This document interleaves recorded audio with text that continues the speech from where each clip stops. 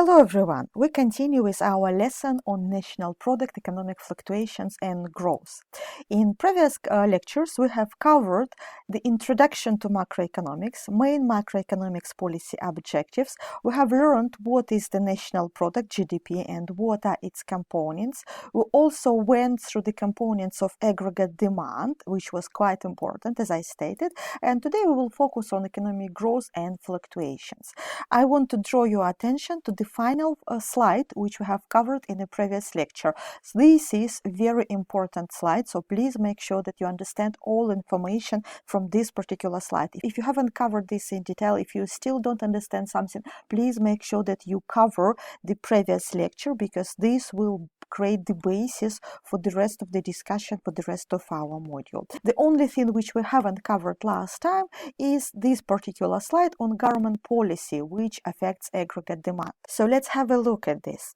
Generally, there are two main types of government policy: monetary policy and fiscal policy. Fiscal policy is determined by the government, and this is related to government expenditure and tax rates. Government can decide on how much exactly they want to spend, which will directly affect one of the components of aggregate demand, government expenditure. Apart from this, government also controls taxes, which will affect disposable income of population and will affect consumption expenditure. In other words, it will indirectly affect aggregate demand as well. There is another type of economic policy, monetary policy, which is controlled by the central bank. Central bank is able to determine money supply and specifically interest rates. And interest rates, as we've learned from the previous slide, will affect consumption.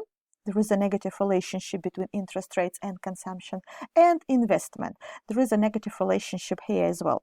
In other words, when central bank decides to affect interest rate, to change interest rates, this will affect two components of aggregate demand: consumption and investment. And all types of policy, both government and fiscal policy, can be split into two main types, which includes expansionary policy and contractionary policy. Expansionary policy is a policy which is aimed to increase aggregate demand and shift aggregate demand curve to the right. So have a look. Expansionary policy is a policy which shifts aggregate demand curve upwards. This is expansionary policy. So we have national output along horizontal axis and price level along vertical axis. And there are three main possible ways in which government and central bank and which policymakers can shift aggregate demand curve to the right. This includes reducing taxes, increasing government expenditure, and reducing interest rates. How will this work? Reducing taxes will increase disposable income. In other words, consumers will have more money to spend, which will increase consumption, and therefore this will increase aggregate demand. Reminder, aggregate demand consists of four elements, as you've learned previously: consumption plus investment plus government expenditure plus net exports. So when government reduces taxes, tax rates, this will increase the amount of disposable income, the income which consumers have after they've paid their taxes. And because they have more money, they will be able to spend more. This increases consumption, this increases one of the components of aggregate demand, and therefore will increase aggregate demand overall. This will shift aggregate demand curve to the right. Apart from this, government can also increase government expenditure directly, which will increase this component of aggregate demand, which will result in the same shift of the aggregate demand curve to the right. Alternatively, central bank can reduce interest rate, which makes borrowing cheaper. Borrowing becomes cheaper, which means that consumers will be able to borrow at lower rates and consumption is likely to increase. For example, you can buy a bigger house because your mortgage repayments will be cheaper. You will be able to afford to spend more on your housing. People are likely to get bigger loans on buying new cars. They can run overdrafts. They can accumulate debt on credit cards because they will be easier to repay. It will be cheaper to borrow. And as a result, this is likely to encourage spending and increase increase consumption expenditure, which will lead to higher aggregate demand.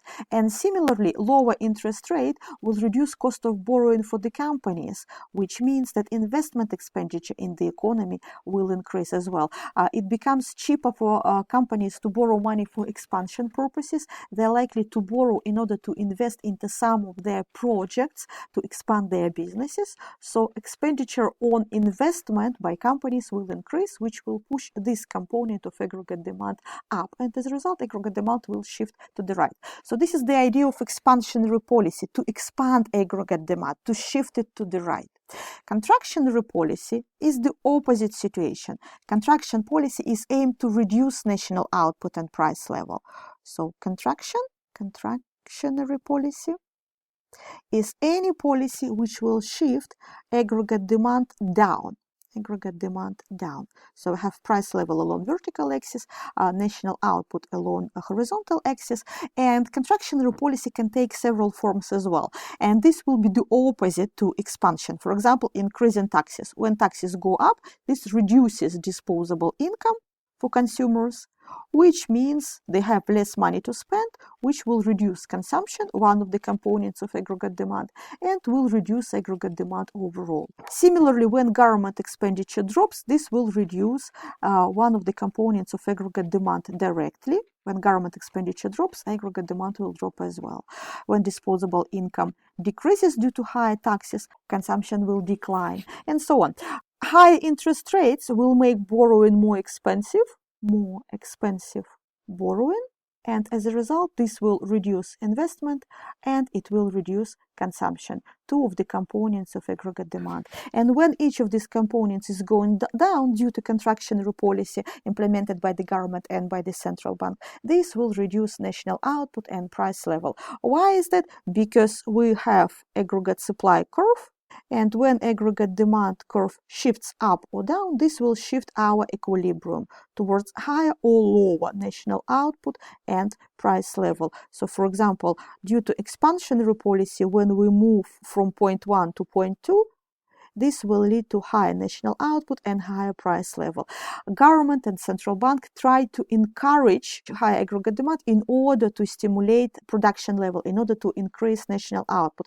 This will lead to higher employment and lower unemployment. In other words, government achieves three economic objectives. It increases output, national production level, stimulates the rate of economic growth, increases employment, reduces unemployment. However, this will be achieved at the cost of higher inflation. This is the downside of expansionary policy, higher inflation. On the other hand, when the government implements contractionary policy, economy will move from point 1 to point 2 due to lower aggregate demand, which will lead to lower inflation and lower GDP, lower output. So national output will go down, but this will be the downside of lower inflation. Usually government and central bank policymakers implement contractionary policy in order to achieve this lower inflation, and the cost of doing so will be lower output, in other words, high unemployment in a country. As I mentioned in the beginning, different policy objectives, macroeconomic policy objectives, contradict to each other. It's impossible to achieve several objectives at the same time, or all of the objectives at the same time. They contradict each other. And this graph illustrates this idea in details.